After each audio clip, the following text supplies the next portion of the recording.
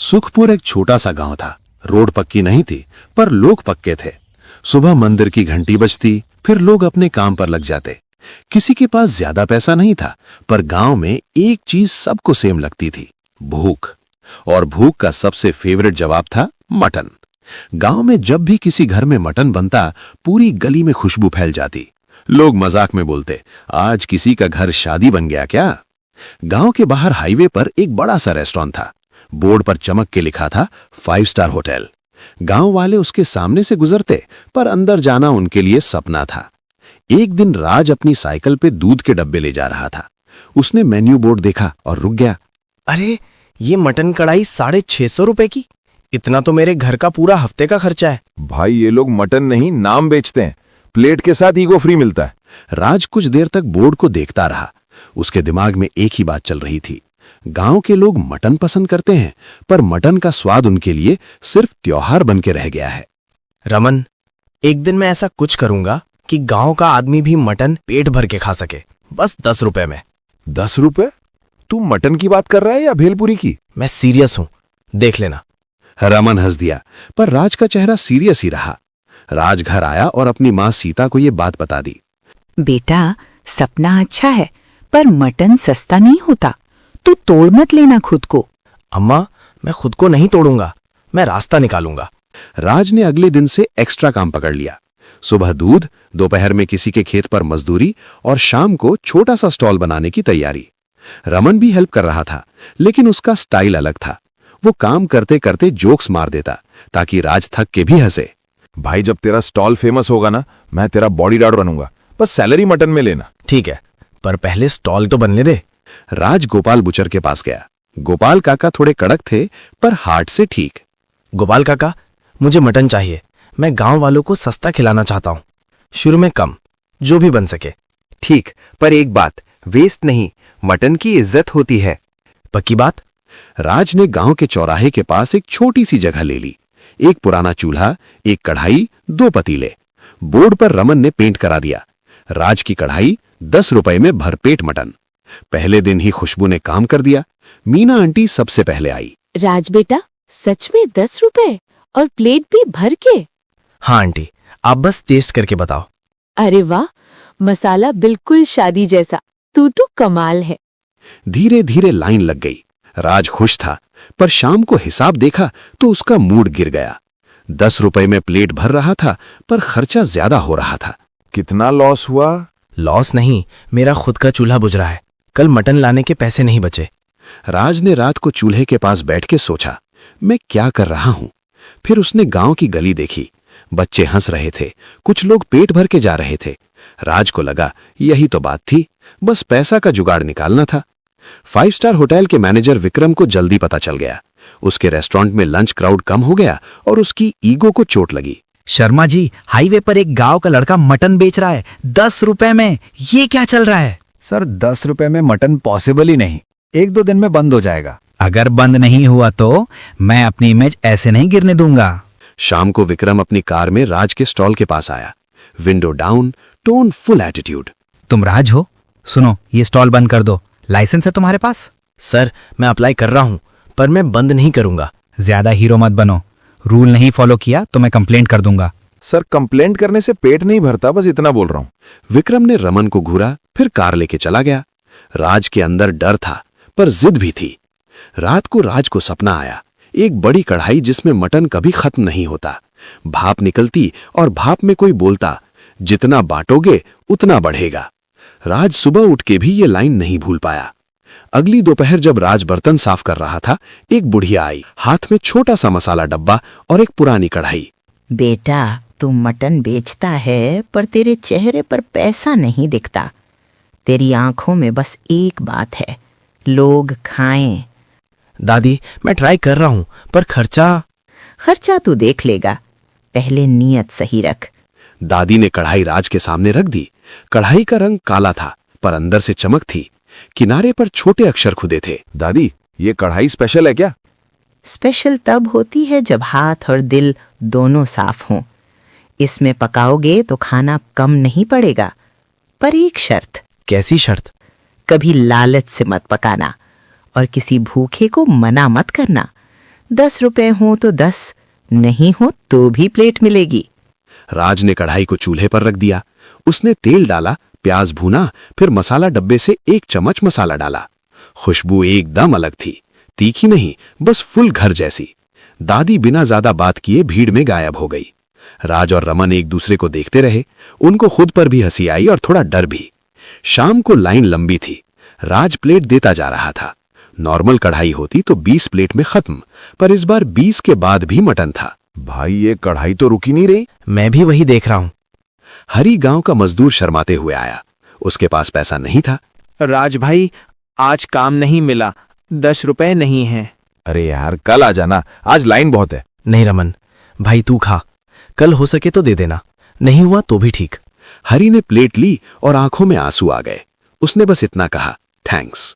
राज ने देखा, उसी टाइम कढ़ाई की भाप थोड़ी ज्यादा निकली, जैसे कढ़ाई खुश हो गई हो। रात को राज ने पैसा गिना, आज लॉस नहीं हुआ। मटन का अगला स्टॉक आ सकता था। राज को समझ आया, जादू का मतलब अनलिमिटेड मटन नहीं, जादू का मतलब शेयर करना था। 2 दिन बाद विक्रम ने सच में कंप्लेंट कर दी। एक हेल्थ इंस्पेक्टर और कांस्टेबल स्टॉल पर आ गए। क्या बना रहे हो? लाइसेंस और क्लीनलीनेस दिखाइए। सर मैं साफ रखता हूं, लाइसेंस अप्लाई कर रहा हूं। अप्लाई से काम नहीं चलता, प्रूफ दिखाओ। इंस्पेक्टर ने स्टॉल देखा। इंस्पेक्टर को कुछ गलत नहीं मिला, पर रूल होता है। सर, लाज बेटा साफ सुथरा है, बच्चों को भी खिला देता है। सर ये गांव का लड़का है, इसको ऐसे मत रोको। ठीक है, मैं अभी बंद नहीं करवा रहा, पर 1 हफ्ते में पेपर वर्क रेडी रखो। जी सर, मैं कल ही पंचायत ऑफिस जाऊंगा। कांस्टेबल ने लास्ट वार्निंग दी और चले गए। राज ने रिलीफ ली, पर एक नया टेंशन आ गया, पेपर वर्क का जुगाड़। सीता माँ ने कहा, बेटा हम मिल के करेंगे, तू बस हिम्मत मत छोड़। कढ़ाई के आने के बाद राज का स्टॉल चल निकला, पर जादू के साथ एक प्रॉब्लम भी आई। लोगों को लगने लगा राज फ्री में अमीर हो गया। कुछ लोग बिना लाइन के घुसने लगे और कुछ लोग एक्स्ट्रा मांगने लगे। अरे भाई 2 प्लेट एक साथ दे, मेरे घर भी ले जाना है। भाई लाइन में सबको मिलेगा, 1 प्लेट पहले फिर देखेंगे। और हाँ, घर के लिए पैकिंग चाहिए तो डब्बा लाओ, राज कोई एटीएम नहीं है। एक शाम राज थक गया था। उसके पास 10 रुपए के कॉइन्स भी खत्म हो गए। चेंज का इशू हो गया। लोग चिल्लाने लगे, अरे यार चेंज नहीं है तो मत बेचो, टाइम वेस्ट मत करो। भाई थोड़ा वेट कर लो, मैं चेंज लाता हूं। राज पड़ोसी दुकान से चेंज लेने गया। वापस आया जो देखा, एक आदमी कढ़ाई के पास खड़ा था, चम्मच से मटन निकाल रहा था। अरे आप क्या कर रहे हो? कढ़ाई तेरे बाप की है क्या? सबका है, मैं बस थोड़ा ले रहा हूं। और गांव वालों ने मिलकर उसको हटा दिया। राज को गुस्सा आया, पर उसने कंट्रोल किया। कढ़ाई का रूल याद आया, लालच से नहीं। भाई अगर भूख है तो लाइन में आओ, चोरी मत करो, ये गांव का काम है, सर्कस नहीं। मकर संक्रांति का मेला आया। सरपंच मोहनलाल ने राज को बोला कि इस बार स्टॉल मेला में सेंटर पे लगाओ। राज बेटा, गांव को तेरी याद रहेगी, बस मैनेज कर लेना, क्राउड बड़ा होगा। सरपंच जी मैं ट्राई करूंगा, रमन है ना? हाँ, मैं वीआईपी मैनेजमेंट, बस कोई वीआईपी है नहीं। मेले के दिन क्राउड डबल था। कुछ शहर के लोग भी आए। एक शहरी आदमी राकेश ने टेस्ट करके बोला, भाई सच बोल, ये 10 रुपए में कैसे? टेस्ट तो फुल रेस्टोरेंट वाला है। बस गांव का मसाला है और थोड़ी मेहनत। ये बात विक्रम के कान तक पहुंच गई। विक्रम मेले में आया, स्ट्रेट स्टॉल के पास। राज तुम लोगों को बेवकूफ बना रहे हो, 10 रुपए में मटन पॉसिबल नहीं। सर मैं किसी को बेवकूफ नहीं बना रहा, मैं बस खिला रहा हूं। विक्रम ने कढ़ाई को टच करना चाहा, जैसे प्रूफ खुद निकाल लेगा। राज ने रिस्पेक्टफुली हाथ आगे किया, रोकने के लिए। सर प्लीज, ये गरम है। गरम तो मेरी ईगो भी है। भीड़ शांत हो गई। तब पूजा, छोटी सी लड़की, आगे आई। अंकल, राज भैया हमें भूखा नहीं सोने देते, आप क्यों तंग कर रहे हो? विक्रम के पास जवाब नहीं था, वो पलट के चला गया। रमन ने धीरे से बोला, भाई बच्ची ने मैनेजर का सॉफ्टवेयर अपडेट कर दिया। मेला खत्म होने के बाद 2 दिन तक बारिश होती रही। गांव की कच्ची सड़क और ज्यादा चिपक गई। राज का स्टॉल चल तो रहा था, पर लोग कम आ रहे थे, क्योंकि भीख के कौन लाइन में खड़ा रहे। उसी वीक गोपाल काका ने मैसेज भेजा कि मटन का रेट बढ़ गया है। शहर में डिमांड ज्यादा थी। राज बेटा, आज का रेट थोड़ा टाइट है, मैं भी क्या करूं, बकरा महंगा आ रहा है। मैं समझ रहा हूं, आप बस इतना करो, जो पॉसिबल हो मुझे दे दो, मैं प्लेट कम कर दूंगा, पर बंद नहीं करूंगा। राज ने रमन से बात की। रमन का मूड बारिश की तरह थोड़ा ऑफ था। भाई प्लेट कम करेगा तो लोग बोलेंगे तू भी 5 स्टार बन गया। इसलिए मैं प्लेट कम नहीं कर रहा, मैं बस आज मटन थोड़ा कम ला रहा हूं, प्लेट सेम रहेगी। देखते हैं। राज को अंदर से डर था कि कहीं जादू फेल ना हो जाए। एक दिन पूजा की मां सुनीता स्टॉल पर आई। उसके चेहरे पर टेंशन थी। सुनीता, क्या हुआ? तो इतनी परेशान क्यों है? आंटी, मम्मी को बुखार है। डॉक्टर ने बोला है कि खाना टाइम पे दो। राज ने तुरंत सुनीता के लिए गरम प्लेट पैक कर दी। उसने एक्स्ट्रा ग्रेवी भी दी, बिना कुछ बोले। बेटा, तू अपना खाना भी तो खा ले। अम्मा, मैं बाद में खा लूंगा, पहले इनका घर संभल जाए। रमन ने धीरे से राज को बोला, भाई तू समझता है ना, लोग इसको फ्री सर्विस समझ के आदत ना बना ले। आदत तब बनती है जब नीयत खराब होती है। ये इमरजेंसी है, और वैसे भी गांव में आज मैं हेल्प करूंगा, कल कोई और करेगा।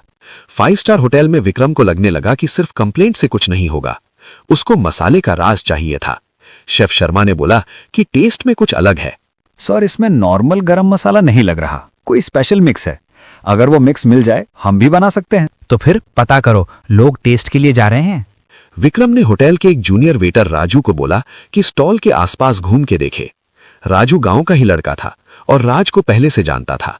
राजू, बस देख क्या करता है, कौन सा मसाला, ज्यादा हीरो मत बन। राजू स्टॉल पर आया।